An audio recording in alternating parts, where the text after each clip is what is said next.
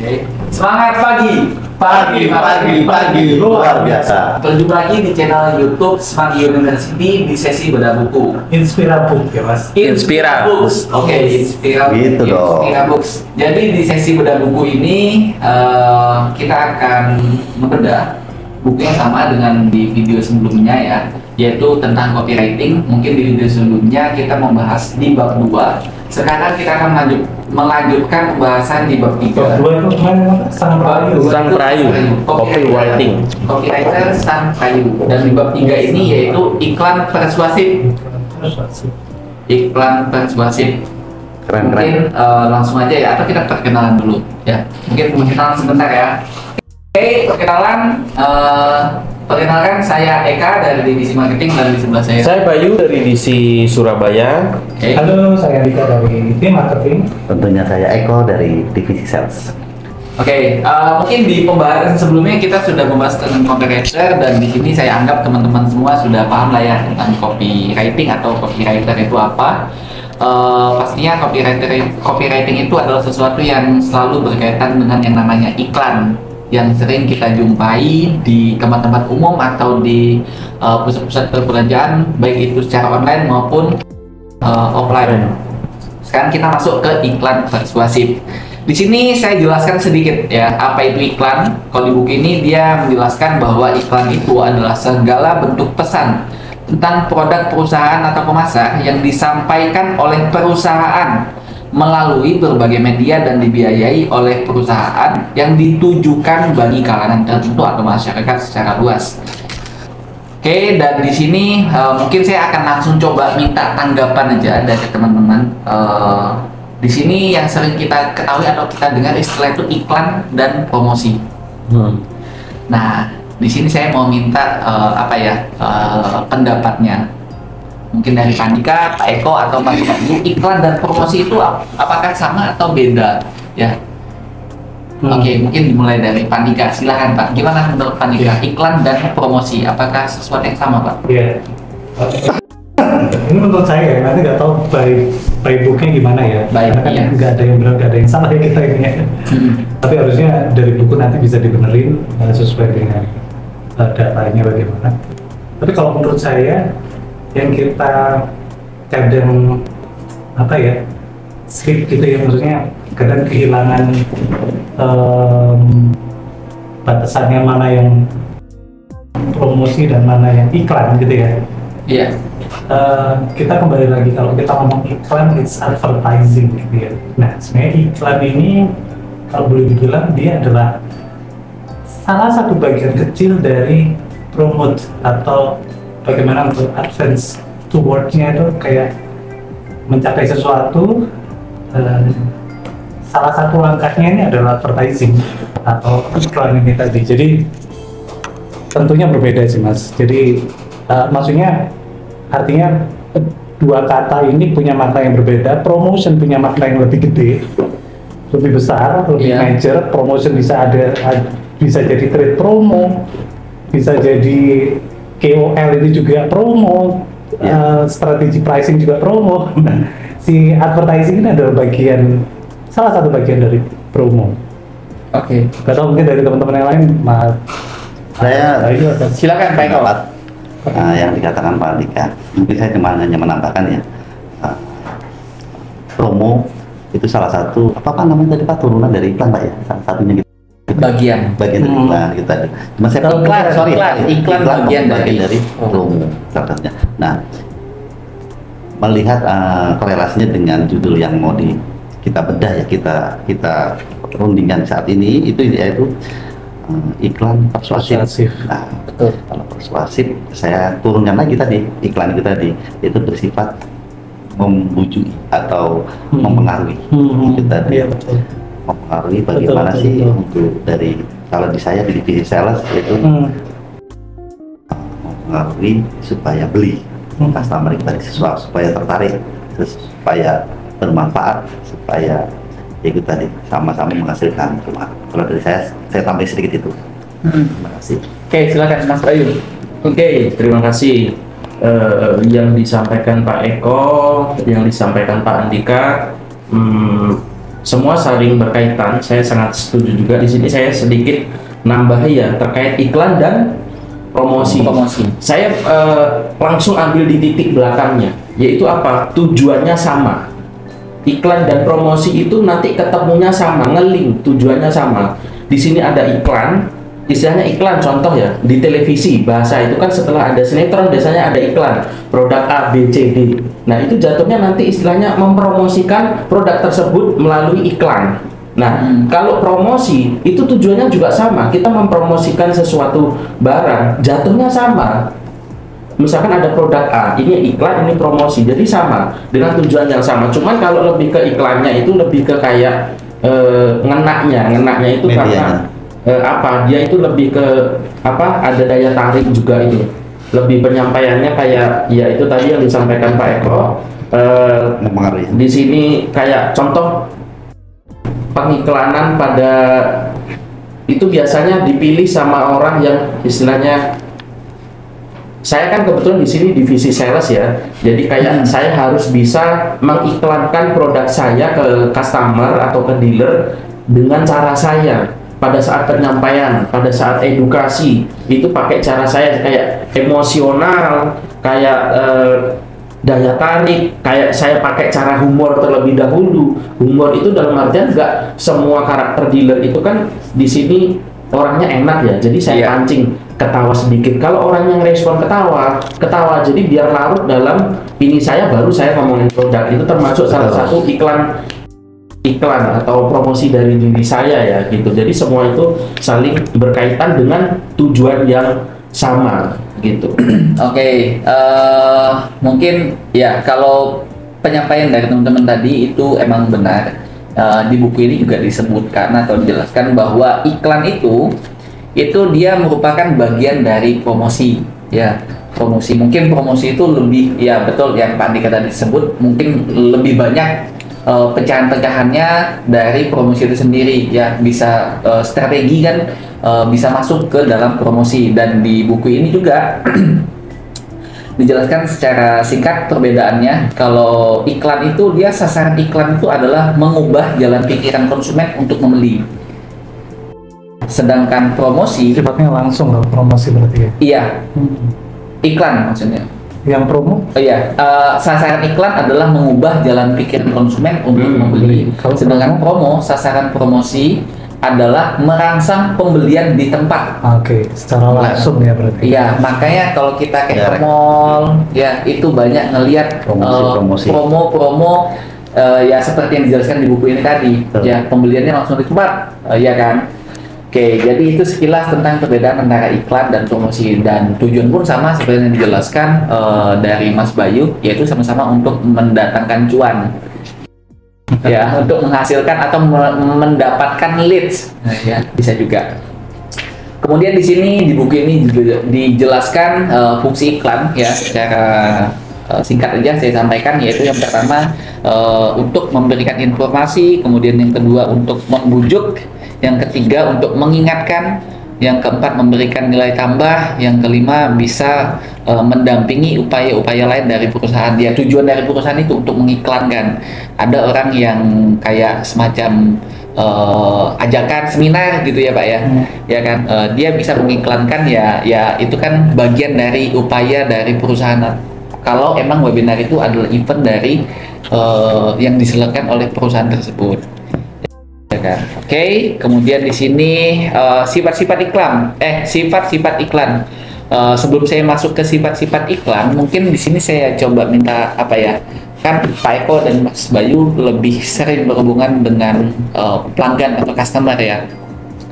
Itu ada nggak semacam teknik khusus atau tersendiri yang digunakan oleh Pak Eko atau Mas Bayu dalam mempengaruhi pelanggan itu, sehingga dia bisa apa ya, bisa melakukan pembelian seperti yang diinginkan gitu loh ya.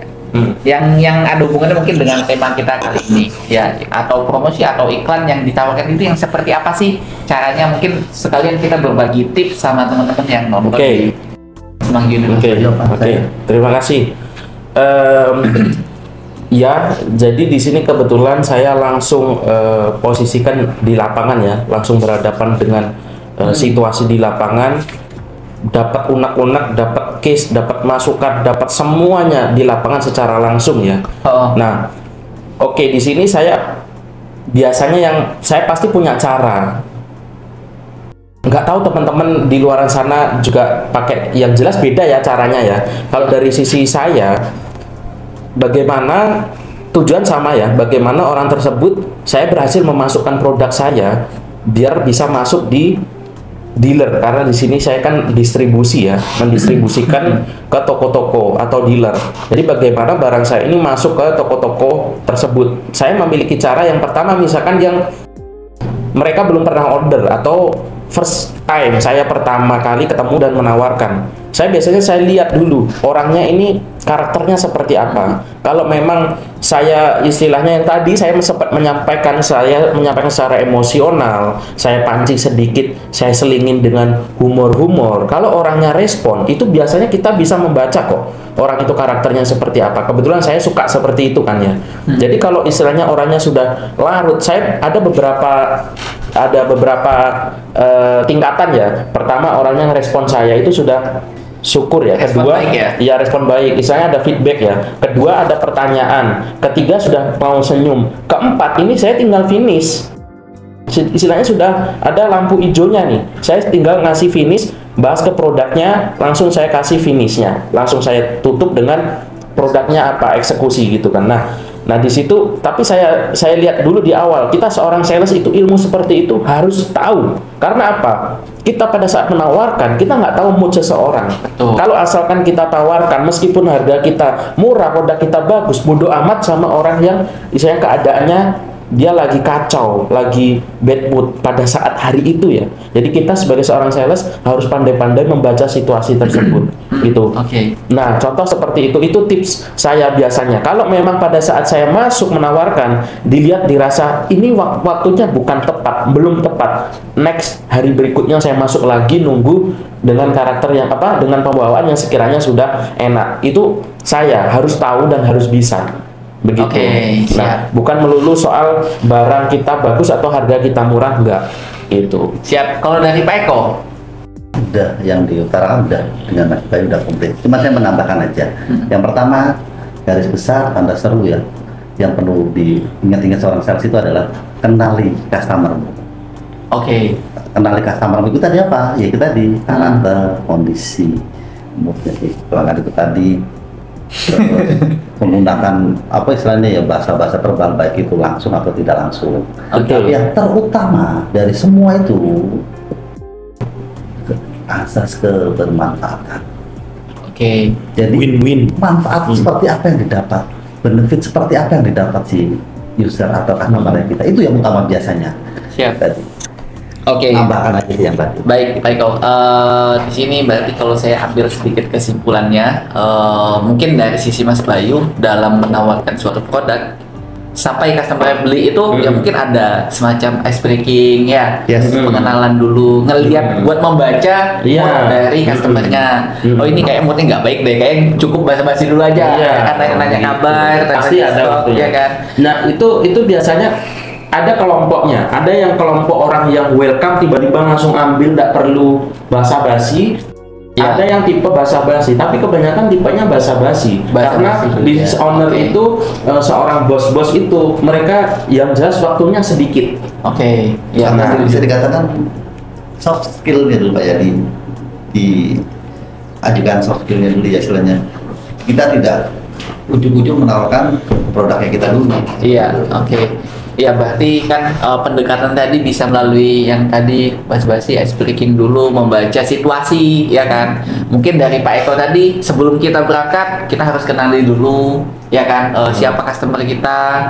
Ya dia nih mungkin dari hobinya atau kebiasaannya, ya kan, dengan itu ya mungkin lebih membuka peluang ketika kita menawarkan produk dia bisa membeli, itu peluangnya lebih besar. Sekarang mungkin dari sisi Pak Andika, setelah melihat apa ya, mendengar tips yang dilakukan oleh teman-teman tadi, mungkin ada tanggapan dari Pak Andika, dan apakah ada tips yang lebih jitu lagi mungkin nih, ya kan, dari Pak Andika kan dari sisi marketingnya, ya kan, dalam membuat apa ya deal kepada customer ya dalam bentuk iklan, mungkin dari teman-teman sales kan lebih ke customer langsung kan Pak ya kan. Nah itu dia gimana sih cara memanfaatkan iklan atau promosi ini biar maksimal selain langsung ke customer gitu Pak?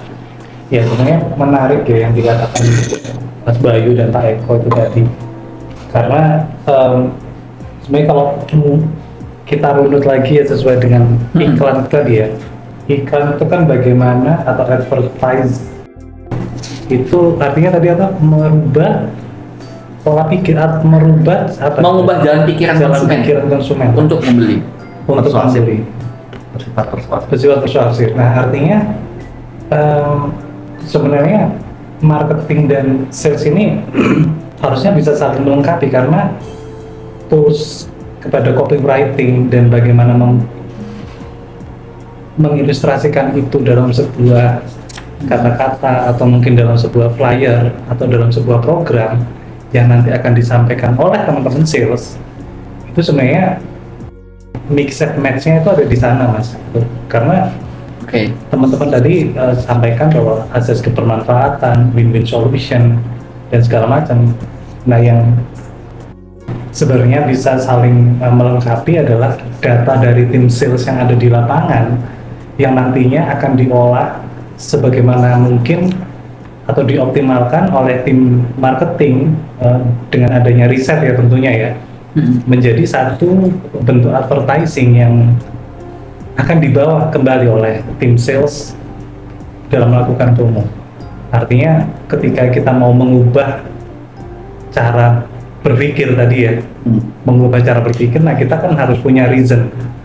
Reasonnya itu kan bisa banyak by factual, by kondisi tren saat ini, atau by needs. Maksudnya sangat banyak, apalagi kalau tadi ketemu kayak yang basa-basi ya basa-basi, ada yang sangat logik sekali. Aku misalnya kalau hitung-hitungan duit nih, aku beli ini dapat apa? Artinya 1 tambah 1 sama dengan bisnis itu. Iya, transaksional banget. Atau orang yang masih bisa ini negotiable gitu. Tapi kan kalau kita ngomong peran marketing di dalam sales ya, ini seperti peran promotion, di dalamnya ada iklan itu tadi Mas. Jadi memang harusnya saling melengkapi, karena teman-teman juga untuk meyakinkan sesuatu tanpa sebuah bujuk rayu melalui itu tadi ya, program atau media atau ilustrasi sesuatu yang mereka akan sampaikan ya, mungkin yang dapat nggak maksimal, chance atau peluang atau opportunity-nya mungkin akan tidak bisa sebesar itu gitu ya. Sepakat. Oke, siap. Berarti sebenarnya untuk ngomong iklan persuasif ini keren sih. Persuasif kayak saya barusan dapat dari teman-teman, persuasif itu ada di pihak teman-teman sales ini yang akan directly into your heart, into your customer gitu ya. Nah, iklannya itu yang garap itu ada di dapur divisi lain. Jadi iklan persuasif ini memang nggak bisa diselesaikan dalam kayak ada di satu divisi aja atau di satu tim aja yang ngerasa dia yang paling oke dan bisa nyelesain bahwa ini tuh didapat dari saya, tapi ini didapat dari kerjasama dari semua. Betul. Ini tim. Jadi ya dari kami tim sales ya tugasnya ya, PR di sini juga lihat pasar itu perlu banget. Iya. Sebagai landasan acuan tim marketing untuk sasaran tembaknya kemana, seperti apa keinginan customer. Yes, betul Pak, sepakat Pak. Oke, baik, terima kasih ya, betul ya, saya setuju dengan pendapatnya dari Pak Andika. Emang marketing dan sales itu emang tidak bisa dipisahkan karena mereka saling bergandengan ya. Sendal itu sepasang. Ya mungkin dari sisi sendal itu sepasang. Iya kan Pak, betul kan? Kalau sendal sepasang. Jadi mungkin dari marketingnya dia akan mengangkat iklannya, ya kan? Nanti sentuhan terakhir nanti ada dari salesnya bisa jadi, ya kan? Nah, sampai terjadi proses deal, ya kan? Seru Mas, bahas ini seru. Iya. Sampai besok nggak selesai. Iya. Ini sebenarnya sih pembahasannya lebih di buku ini lebih ke perkenalan tadi, ya kan? Perkenalan apa itu iklan, bedanya iklan dan promosi. Mungkin lain-lainnya ini kayak jenis-jenisnya iklan sekilas saja. Jenis-jenis iklan itu ada 2, ada iklan ada iklan komersial dan iklan layanan masyarakat. Nah, mungkin itu bisa di next topic Mas ya, biar Iya. para teman-teman di sana ini kan sedikit disepil ya. Nanti Iya. wah ini kayaknya menarik lagi biar pada nungguin ya iklan-iklan itu untuk next ya. Ya, sebenarnya ya kesimpulan dari iklan itu iklan persuasif ya, intinya kita menciptakan sebuah iklan yang bisa menghasilkan apa ya? Menghasilkan menghasilkan penjualan kan Pak ya, berhasil. Yang mana di dalamnya itu kita harus melakukan riset. Intinya tujuan sama ya, tujuan Bisa sama. dijelaskan oleh Mungkin, Mas Bayu, coba. Ya, tujuannya riset pasar sama. tadi, memahami perilaku kebiasaan dari konsumen, ya kan, baru terciptalah iklan yang baik sehingga menghasilkan penjualan. Oke, Setuju. pembahasan kita tentang iklan persuasif di bab 3 sudah selesai. Mungkin nanti kalau teman-teman ingin memahami lebih jauh bisa beli bukunya ini di lapak online banyak ini Oke. ya. Copywriting karyanya Asti Musnan. Keren. Oke, terima kasih atas waktunya Pak Dika, Pak Eko, dan Mas Bayu. Sama-sama. Kita berjumpa lagi di video sharing atau bedah buku selanjutnya. Sampai jumpa. Bye-bye. Apa ya?